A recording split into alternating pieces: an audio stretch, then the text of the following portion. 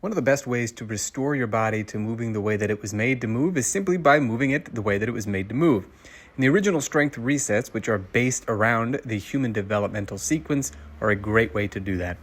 For starters, you want to make sure that you can breathe deeply the way that you're supposed to. So start off with what's called crocodile breathing. You're going to lay on your stomach, rest your forehead on your forearms, and you're going to breathe deeply. I always tell people to breathe deeply like they're trying to breathe into their back pockets.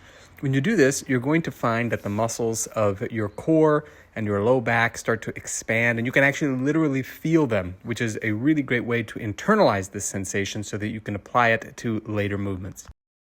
Next, you're going to want to work on neck nods, which, as the name implies, going to have you moving your head up and down, as you can see me doing here. This is a really great way to regain control of your neck and your head, which is very important because the movements of your neck and your head are very strongly connected to the muscles of your core and your back. So the better control you have here, the better control you can have over your upper body strength, your posture, your midsection, and a wide variety of other things.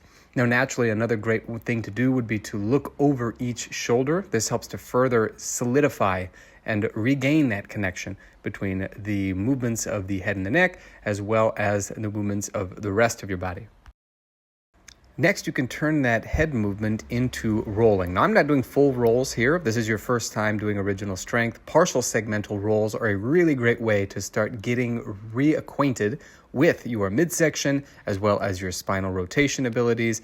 And they do so in a way that you are not as likely to compensate by kicking your feet around and things like that. So simply focusing on these partial rolls can go a long way. Make sure that you lift your head, look to the side, and then reach across your body. Do this on both sides, and eventually what you're going to find is that your range of motion increases, and then it does become easier to simply roll over. Next, you're going to get on all fours, and you're going to begin to rock back and forth. This is probably one of the best ways to improve your posture naturally and gently without all sorts of pulling and prying and wailing and gnashing of teeth. And as a matter of fact, this is the movement that, as babies, sets the S curve in our spine that gives us the ability to stand upright.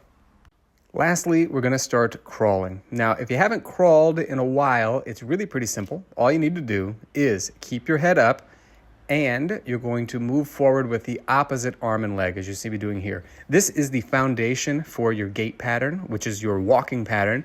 So you're going to do essentially the same movement as you would if you were on 2 feet, but you're going to do it on all fours.